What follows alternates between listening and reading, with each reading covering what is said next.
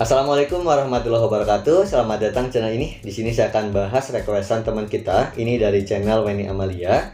Dia request, "Bang, coba bahas mengenai efek negatif membeli jam tayang.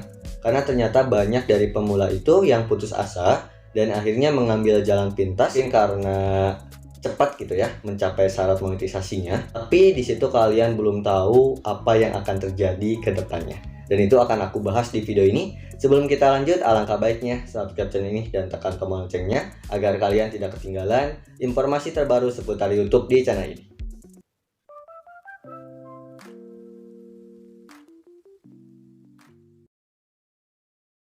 Oke, kita langsung aja mulai. Di sini akan aku bahas terkait efek ataupun dampak yang bisa kalian terima di saat kalian membeli jam tayang. Yang tentunya ini perlu kalian ketahui ya. Apalagi untuk kalian YouTuber ataupun konten kreator yang baru di YouTube sekarang tahun 2025. Dan pastinya sebelum kalian tertarik ataupun sebelum kalian membeli hal tersebut, pastinya kalian sempat tergoda terlebih dahulu, tertarik ya. Yaitu dengan ya menonton video ya salah satu konten kreator gitu. Mereka itu kayak bilang kalau ini loh ada cara cepat untuk mencapai syarat monetisasi ya tanpa lama lah ya. Kalian hanya membeli jam tayang dan kalian bisa mencapai syarat monetisasi dalam waktu 1 minggu atau bahkan mungkin 1 bulan kurang. Langsung diterima monetisasi, dan biasanya mereka sambil menunjukkan bukti, apalagi bukti penghasilan yang dia peroleh untuk channelnya, apalagi dari membeli jam tayang gitu ya, ataupun channelnya dimonetisasi dari membeli jam tayang. Dan juga biasanya mereka sambil memberikan link gitu ya, kalau ini loh jasanya untuk kalian yang ingin membeli jam tayang amanah dan terpercaya. Nah di situ kalian harus hati-hati ya, jangan sampai tertipu ya, karena kalian harus berpikir panjang gitu ya. Kalian perlu tahu nih apa efek ataupun dampak di saat kalian membeli jam tayang untuk memenuhi syarat monetisasi. Karena itu adalah langkah awal ya, bukan langkah akhir. Jadinya kalau kalian sudah mencapai syarat monetisasi, yaitu nggak langsung gajian, tapi kalian harus ngumpulin dulu dan juga ada persyaratan yang perlu kalian penuhi. Dan apa sih sebenarnya dampak yang kalian peroleh kalau kalian membeli jam tayang? Yang pertama tentunya adanya penurunan dari jam tayang tersebut. Karena ada juga yang komen ke saya, yaitu punya 3000 jam tayang gitu ya. Dalam waktu seminggu atau sebulan, kok malah jam tayangnya itu terus berkurang. Nah, padahal kan aku tanya nih, jam tayang terus berkurang itu karena dihitung dalam 12 bulan terakhir. Kalau lebih dari itu, maka jam tayang itu nggak dihitung. Nah, otomatis dia komen juga. Padahal kan channel saya itu masih dalam waktu sebulanan. Nah, kenapa tuh? Nah, ditanya lagi. Nah, siapa tahu jam tayang yang kalian peroleh itu ya bukan murni gitu ya, hasil buatan. Dan ternyata dia ngaku kalau jam tayang itu dia beli ya.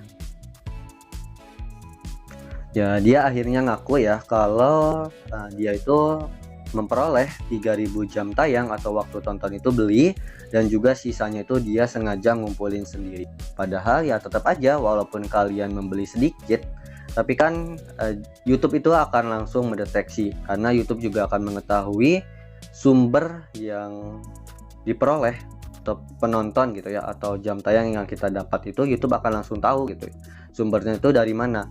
Karena kita bisa cek juga di analitik gitu ya, ini penayangannya gitu ya, ini ada audiensnya gitu ya, data dari penontonnya itu dari mana gitu, sumber trafficnya ada gitu, dan lain-lain. Kalian juga bisa langsung ngecek di analitik kalian masing-masing di channel kalian gitu ya. Yang kedua adalah adanya penurunan yang signifikan atau penurunan yang pengurangannya itu besar lah dibandingkan sebelumnya. Nah, gitu ya. Karena kan sayang banget gitu ya, kita kan sudah membeli jam tayang kan, dengan uang gitu ya. Nah, jam tayang ini saat masuk ke syarat monetisasi dalam waktu seminggu, 2 minggu, sebulan, malah jam tayang itu berkurang terus, malah ini berkurangnya lumayan, kan sayang banget gitu ya. Karena kita juga harus tahu nih, kalau kita membeli jam tayang juga kan nggak tahu tuh yang nontonnya itu siapa, apakah orang lagi Kan nggak tahu ya. Atau mungkin dia itu menggunakan akunnya yang banyak untuk menonton video kamu gitu ya, supaya ya jam tayangnya terpenuhi gitu ya.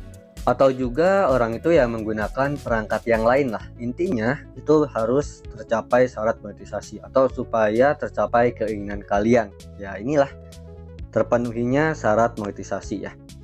4.000 jam tayang. Atau untuk yang sekarang ada diskon juga, yaitu 3.000 jam tayang misalnya gitu ya.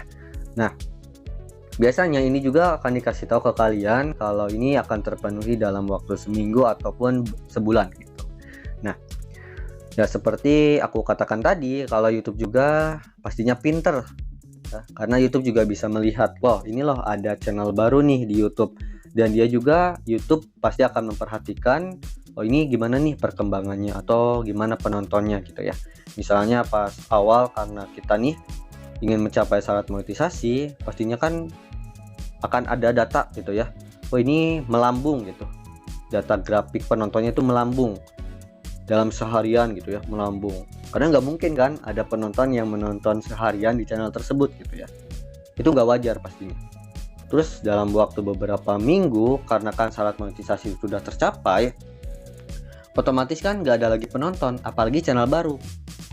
Ya, karena jarang channel baru.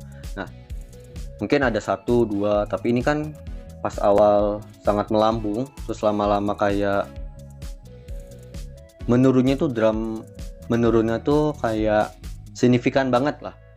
Malah kadang nggak ada yang menonton gitu ya, atau nggak ada yang nonton gitu. Di situ kan YouTube curiga, wah jangan-jangan ini menggunakan cara curang gitu ya, ataupun membeli traffic lah, atau membeli jam tayang gitu.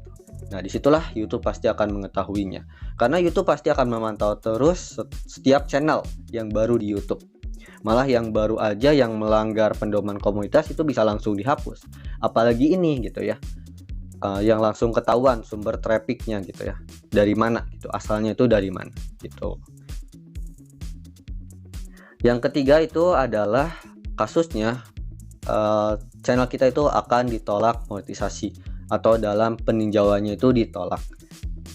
Ya pasti ada ya, misalnya dia itu subscribernya sudah terpenuhi, tinggal jam tayang, otomatis dia tinggal langsung membeli jam tayang 4.000 jam tayang atau sesuai syarat yang perlu dipenuhi. Nah, otomatis mungkin dalam waktu beberapa jam atau sehari dia bisa langsung daftar monetisasi. Alhasil saat dia daftar atau ingin ditinjau channelnya, saat dia nunggu channelnya ya otomatis ditolak monetisasinya. Ya tentu YouTube akan langsung tahu lah ya, mendeteksi gitu ya. Nah, seperti itu. Dan itu kalian juga bisa cek aja di YouTube gitu ya, banyak gitu ya. Ditolak monetisasi karena membeli jam tayang. Tuh banyak di situ ya. Yang channel yang upload video orang lain aja ataupun channel yang re-upload misalnya, itu pasti ditolak monetisasinya.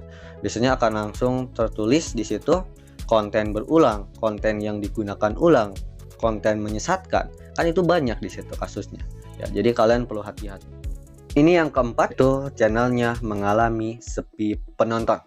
Nah, ini kasusnya mungkin yang channel ini atau kasus yang ini tuh diterima monetisasinya. Jadi syarat monetisasinya itu untuk subscriber tercapai, jam tayang mungkin beli dan tercapai, dan dia saat daftar atau meninjau syarat monetisasi diterima. Tapi di situ kasusnya ini adalah sepi penonton. Karena yang aku tahu channel seperti ini tuh apalagi yang baru dan belum dikenal oleh banyak orang, ya ini channelnya nggak jangka panjang. Channelnya mungkin dalam waktu sebulan juga udah mati, udah nggak hidup. Karena yang dia peroleh penontonnya itu hasil membeli aja, hasil buatan aja, bukan alami. Kalau alami tentunya walaupun sedikit penonton tapi terus berjalan. Kalau ini pastinya nggak ada yang nonton, sepi penonton, dan ini tentunya nggak jangka panjang channelnya. Ya akan mati di tengah jalan gitu ya, ibaratnya seperti itu. Dan di sini ya tentunya kita ingin penonton itu ya dengan membeli penonton, membeli penayangan, membeli waktu tonton ya. Karena penayangan dan waktu tonton juga itu akan mempengaruhi penghasilan kita. Ya tentunya dengan cara itulah supaya channel ini hidup dan adanya penonton. Ya pastinya ini juga gak akan berjalan lama. Ya pasti mereka juga akan capek. Dan pastinya kalian tahu nggak Google AdSense. Nah, Google AdSense ini kan pastinya dompet ya, dompet digital kita di YouTube gitu ya. Nah, pastinya di situ juga Google AdSense akan mendeteksi kalau ini loh penghasilannya kok tidak wajar.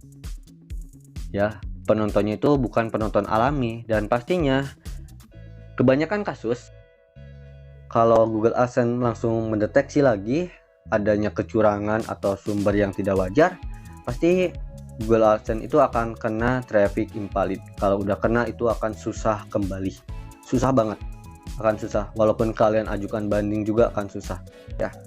YouTube juga udah jelaskan di bantuan YouTube ya. Di sini kita bisa langsung masuk ke bantuan YouTube. Nah, ini kita bisa baca traffic tidak valid di video Anda ya. Traffic tidak valid adalah aktivitas apapun di channel Anda yang tidak berasal dari pengguna sebenarnya atau pengguna dengan minat yang tulus. Aktivitas tersebut dapat mencakup tindakan penipuan, cara tidak sah, atau bahkan tidak sengaja untuk meningkatkan pendapatan iklan dari video Anda. Nah, ini ya. Kalian bisa baca aja ya, karena ini panjang banget ya. Di sini juga dijelaskan ada di bagian sini terkait akun AdSense untuk YouTube. Saya dinonaktifkan karena traffic tidak valid. Tuh ya. Di sini juga kalian bisa baca. Untuk linknya aku sertakan aja di deskripsi video ya. Ini supaya nggak kepanjangan lah. Kalian tinggal baca-baca aja. Oke. Dan yang terakhir, yang kelima tentunya adalah itu channel kalian akan dihapus oleh YouTube ya. Apalagi hal ini juga ya termasuk melanggar kebijakan YouTube ataupun pedoman komunitas YouTube. Nah, sebenarnya untuk kita sebagai penonton, misalnya kita tahu ada konten yang membahas terkait hal ini, kalian juga sebenarnya bisa dilaporkan ataupun kalian bisa melaporkan konten tersebut ke YouTube, dan nantinya video tersebut oleh YouTube akan dihapus. Yang tentunya kan itu juga nggak baik ya. Apalagi ada penonton ataupun konten kreator yang baru yang mungkin yang menonton video tersebut dan akhirnya ikut terjerumus atau ikut-ikutan. Nah, lebih baik kalian laporkan aja video tersebut supaya video tersebut juga ya kena dampaknya lah, dihapus ataupun channelnya dinonaktifkan. Jadi kalian juga jangan langsung tergiur lah ya hal itu. Pokoknya kalian nikmati aja prosesnya, karena nantinya kalian akan memperoleh hasilnya ya. Untuk kalian yang mungkin pengen belajar YouTube, ayo ke saya juga nggak apa-apa. Nanti kita belajar bareng-bareng ya. Ataupun untuk kalian yang punya pertanyaan ataupun bingung seputar YouTube, kalian komen aja di bawah. Insya Allah aku jawab ataupun aku bikinin videonya. Ya, mungkin itu saja yang bisa aku bahas. Mohon maaf kalau ada kekurangan. Ya, jangan lupa nonton video aku yang lainnya yang nongol di sini. Terima kasih yang sudah nonton. Wassalamualaikum warahmatullahi wabarakatuh.